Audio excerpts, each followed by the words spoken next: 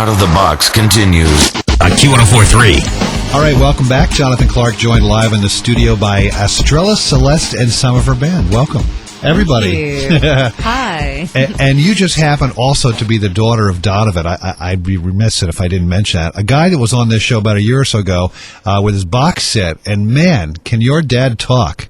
He's a great storyteller. I mean, seriously, I could literally turn on the microphone and just ask one question. He'd go for an hour. Oh, easily. He gets it from my grandpa, actually, Scottish thing. You know, they're real storytellers and they love them limericks and all these things. And that's kind of where he got his whole poetry, sort of writing, musical start, I'd say. Well, one would think growing up, the daughter of Donovan, you would walk downstairs in your pajamas and see your dad jamming with George Harrison or something like that. Did these sorts of things happen growing up? They did, but I was kind of oblivious to them when I was very young. Right. I think the first time I was kind of noticed it was when my friends were like, oh, that's so-and-so, you know, I want to come stay at your house at the weekend. Right, yeah. I was like, okay, obviously this means something. Do you remember one instance in particular, like where it's sort of like all kicked in? Wow, my dad is famous, and like what? And all my friends are like liking me a lot more now for some reason. Or I think there was a bit of a difference of people that came round versus knowing he was sort of kind of some big musician. Because when I was 7, I was in Tel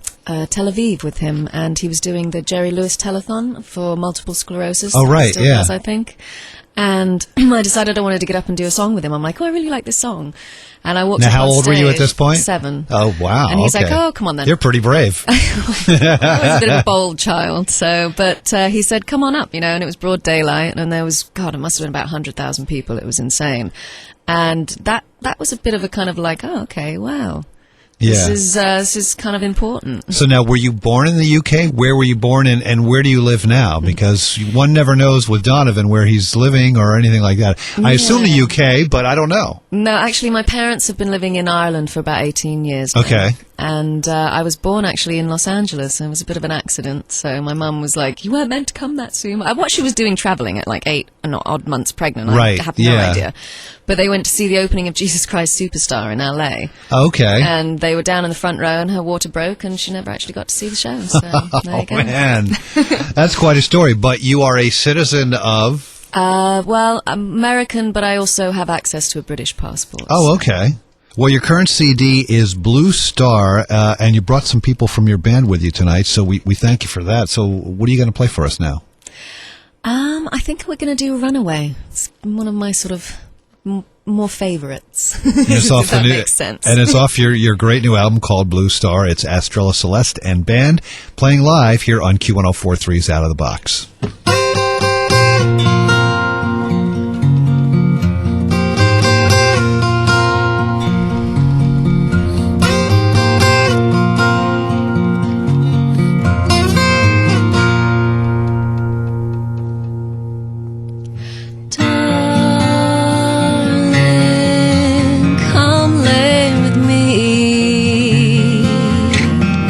Down by the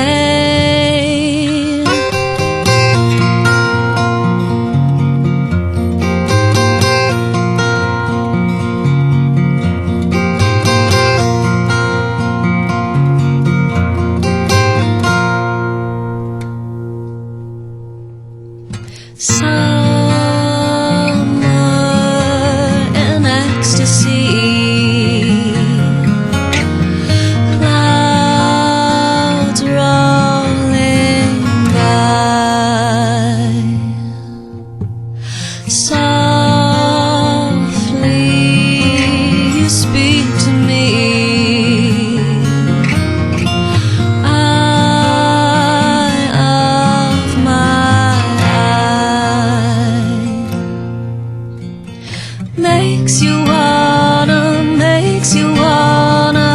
run away, run away, makes you wanna run away, run away. You seem too good to be true. I wanna look after you. This feels too right to be wrong. I wanna lay all night with your arms around me.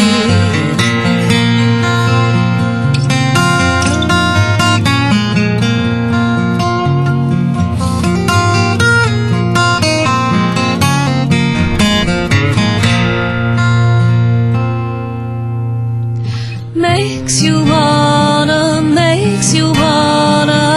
run away, run away. Makes you wanna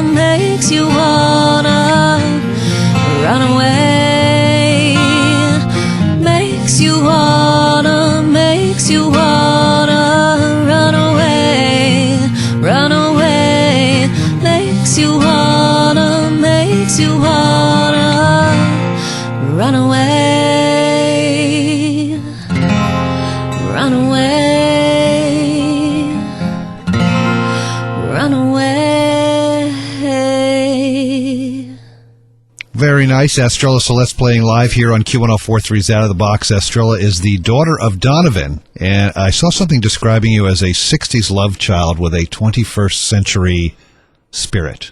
Tell me what that means. Well, that was my British press officer. And I remember her running it by me, and I was like, no, it's not happening. And she just totally ignored me and did it anyway, so I guess I'm stuck with it. But well, in essence, it sort of almost describes you. I mean, it really in a does. good way. It does, but it's just kind of such a cliche sort of paragraph. Well, it's not surprising that Donovan's daughter is a singer-songwriter, but was there one particular thing or moment, you talked about the thing in Tel Aviv, where you sort of said, I want to do what my dad does?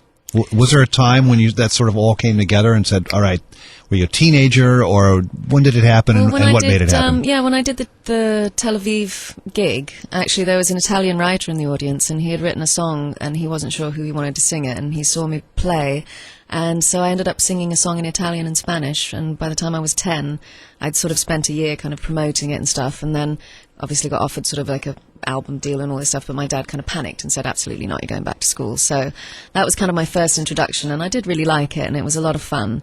But then I went back to school and started dancing and doing a bit of acting and sort of focusing on other things, because he said, look, try a few things before you kind of, it's a bit young to kind of jump in and be like, this is my life, and you might find something else you enjoy. You weren't ready for the Mickey Mouse Club. Not really, no. But, and plus he was very young when he started as well. He was 17, and by the time he was 19, he'd played every major stadium in the world, and, he was a multi-millionaire, and it all came very quickly and a bit intense, and I don't think he wanted that for me. Yeah. Well, I know you've actually recorded with your father, I think, and you've also worked with people like David Gilmour. What did you do with David Gilmour? Well, because I was always working with my dad. It was an album that he was making in Ireland, and him and Dave are sort of old friends, and he'd asked him to come in and sort of play. So I was doing backing vocals and a couple of sort of, I did a couple of duets with him. The album never got released, but it was good fun doing it. I'm sure it was. Also, Brian Setzer, Graham Nash, The Happy Mondays. The Happy Mondays actually showed up for the gig? Well, funnily enough, actually, it was my dad that played with Happy Mondays, and then when I was playing with my dad going up and down England, I bumped into them.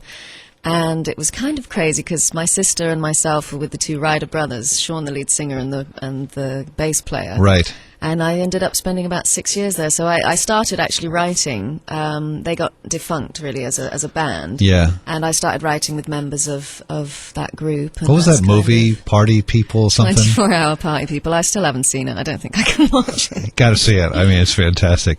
You have a great song in this new CD of yours called Dreams. Talk about what the song means, the inspiration for it. Well, Dream kind of came along when we were in the middle of writing the songs on the EP, and it was kind of Kevin, because I was writing with this guy, Kevin Hunter, who had written on the early Sheryl Crow stuff, and sort of had this very kind of California